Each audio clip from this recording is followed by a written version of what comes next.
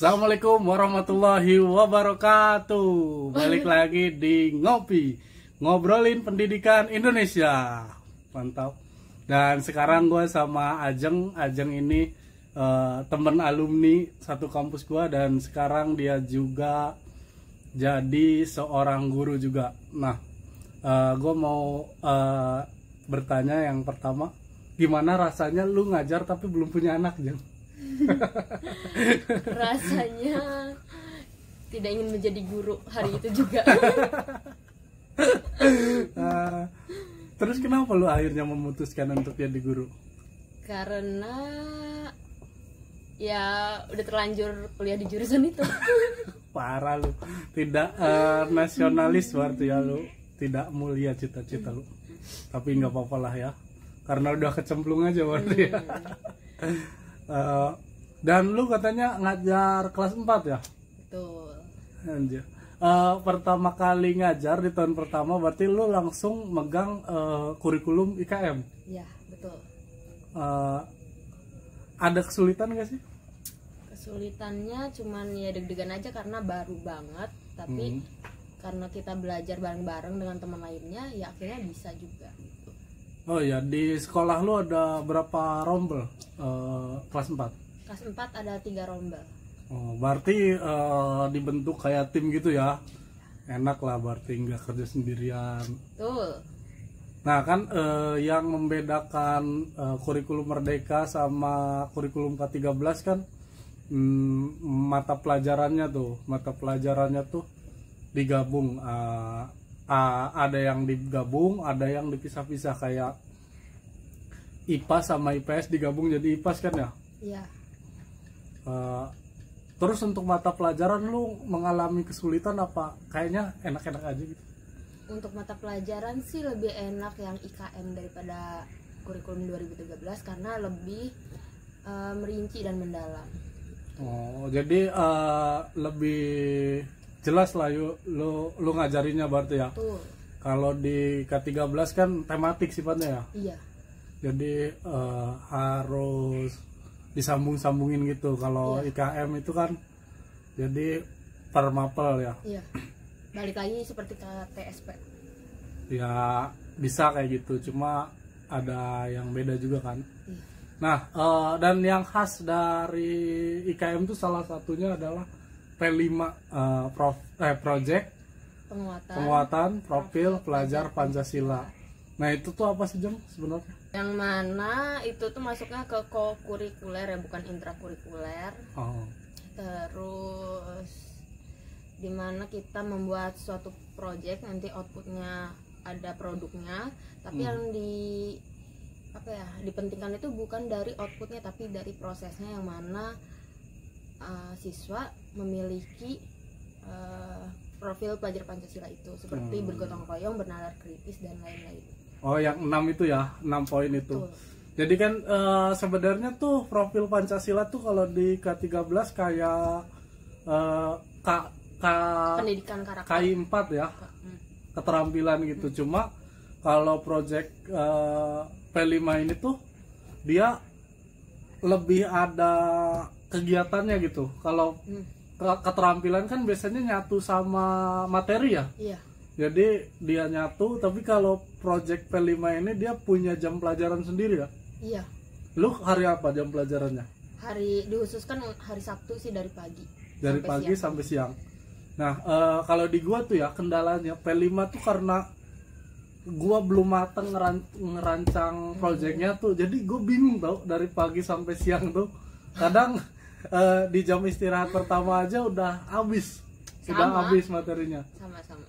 Terus kalau gitu lu mensiasatinya kayak gimana? Tanya minat anaknya dulu. Kalau enggak, dari seminggu sebelumnya kita harus mempersiapkan diskusi dengan guru lainnya. Minggu besok kira-kira mau apa gitu. Jadi kembalikan lagi ke tim ya? Iya. Oh iya. Kenapa nggak diskusi dengan guru kelas 1? Diskusi juga. Cuma kan kadang dia juga ngambil tema yang berbeda. Oh iya, ngomongin tema, kita balik lagi ke project P5 ya. Gue pengen tahu sih tema yang dia ambil sama lu tuh apa di sekolahan lu? Kalau gue sih mengambil tema gaya hidup berkelanjutan karena sekolah gue kebetulan sekolah adiwiyata. Gokil ya. Gak ada sampah berarti. Insya Allah lebih tertata. Oh iya, siap. Sama gue juga adiwiyata lah. Adiwiyata sekolah gue juga. Sombong ya gitu ceritanya. Terus gaya hidup berkelanjutan dengan deskripsi proyeknya tuh kayak gimana yang gaya hidup berkelanjutan dulu? Yang pertama menyadarkan anak bagaimana pentingnya sampah gitu kan. Terus dampak buruk sampah di dalam kehidupan kita, terutama di lingkungan kecilnya dulu, di lingkungan sekolah. Terus apa ya? Gimana sih? Yang apa? Bikin eco-brick atau bikin eco-brick, tapi kan mengumpulkan sampahnya dulu, botol plastik. Botol plastiknya disamakan, terus cari sampah-sampah plastik yang ada di sekolah, dibersihkan dan dijemur, lalu dipotong kecil-kecil dan dimasukkan ke botol, dipadatkan gitu. Terus dicat deh. Masih kayak ngajar aja lu. Iya, gue dua tema itu tetap gaya hidup berkelanjutan. Emang boleh? Boleh lah, kenapa nggak boleh? Bukan harus beda tema? Enggak lah. Emang iya harus beda tema? Oh, mungkin kita beda mazhab.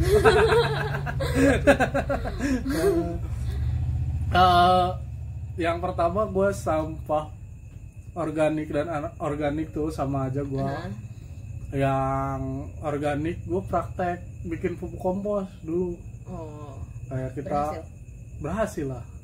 Jadi coklat itu banyak hewan-hewannya. Pada jijik sisa gue. Banyak hewan-hewannya. Terus gelar karyanya dijual? Enggak, gelar karyanya gua semester 1 nggak gelar karya, cuma kita praktekkan ke tanaman-tanaman hasil pupuk komposnya itu. Tetap dimasukin. Iya, emang nggak mungkin juga kalau nggak dibawa ke rumah, kurang waktu, dan di sekolah nggak boleh membawa benda tajam. Emang iya nggak boleh benar? Nggak boleh. Di sekolah lu nggak boleh? Nggak boleh. Oh, kalau di gua ya asal izin dulu sih, izin kepala sekolah sama. Nggak boleh kan? Terus nggak boleh. Luar biasa emang. Oh, sekolah lu sekolah ramah anak juga ya? Iya. Ya itu sebabnya. Itu kali ya sebabnya. Jadi sekolah ramah anak dia lebih ketat peraturannya, mantap. Iya. Jadi kalau praktek sebisa mungkin diganti benda tajamnya dengan yang lain. Oh, berarti kalau misalkan memotong dengan penggaris. Beda, tidak ada cutter. Beda itu ya, berarti beda fungsi, penggaris buat motong ya. Tapi terus kalau misalkan ada gunting gitu, terus kita bawa gunting plastik, kan ada tuh gunting plastik, boleh nggak? Boleh, tapi tetap diawasi. Pernah sih waktu itu suruh membawa gunting, cuman kitanya harus mengawasinya lebih ekstra gitu. Iya sih. Bener-bener liatin satu-satu anaknya, nggak bisa dilepas. Di sekolah juga gitu. Di sekolah gue juga kayak gitu.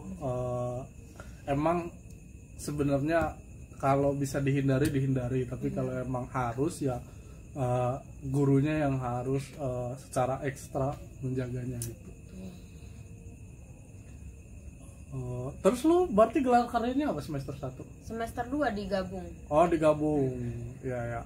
Gue juga cuma semester 2 sih gelar karyanya. Nah, semester 1 kan berarti lu tentang sampah tuh. Iya. Kalau semester 2-nya apa? Tentang kearifan lokal budaya Banten. Oh, kearifan lokal budaya Banten. Jadi konsepnya kayak gimana tuh? Konsepnya ya memperkenalkan anak mengenai peninggalan sejarah yang ada di Banten, Menara Banten kayak gitu. Outputnya adalah membuat produk diorama kerajaan Banten. Oh, jadi produk diorama ya. Dioramanya itu nanti dijual, dipajang atau di kayak gimanain? Dipamerkan saat gelar karya. Oh, jadi bentuk gelar karyanya bentuknya pameran gitu ya? Ya. Ada market day-nya juga karena itu ada di pelajaran IPS. Oh, lu masukin juga ke market day. Ya. Walaupun dia bukan bagian dari gelar karya, itu tuh proyek di Mapel IPAS ya? Iya. Betul. Keren. Kalau gue sih gaya hidup sehat, Jadi gue gelar karyanya tuh masak-masak. Biar bisa nyicip gue nya. Oh. Bukan pokok itu. Iya kan konsepnya tuh hidroponik dan gaya hidup sehat. Nah, jadi hidroponik dulu. Nah, setelah kita berhasil nanam, hasil tanamannya itu kita jadikan makanan 4 sehat 5 sempurna. Bagus. Dan setelah lu melaksanakan P5, lu ngerasa apa sih yang kurang di pelaksanaan P5 itu? Untuk gelar karyanya atau prosesnya? Proses dan gelar karyanya. Ya lebih, kalau untuk di tahun ajaran baru ini lebih dimatangkan lagi setiap pertemuannya gitu. Itu yang untuk Biar prosesnya lebih tertata, ya. ya. Kalau untuk gelar karyanya gimana? Untuk gelar karyanya inginnya sih gabung dengan kelas 1 biar lebih meriah lagi. Oh iya, lebih meriah ya. Jadi bukan kayak hajat untuk satu kelas aja ya berarti. Ya sih, gue juga ngerasain di kelas di tahun ini nih pembelajaran P5-nya tuh masih banyak yang kurang tau. Karena masih baru. Masih baru ya. Tahun pertama percobaan. Jadi setiap mata pelajaran P5 tuh kadang waktunya nggak efektif gitu. Kita bingung buat ngasih materi karena materinya ternyata di setengah jam pelajaran juga udah habis. Dan itu gelar karyanya kadang tidak terkonsep dengan maksimal. Terakhir lu tahun depan masih megang yang IKM? Tuh. Masih, mantap. Berhasil berarti ya lu. Kira-kira udah punya rencana belum buat P5-nya? Untuk tema sih maunya kewirausahaan. Kayak lu ya, berarti jualan mochi. Ya udah, semoga sukses untuk P5 selanjutnya. Terima kasih yang udah menonton. Kami pamit. Wassalamualaikum warahmatullahi wabarakatuh. Dadah.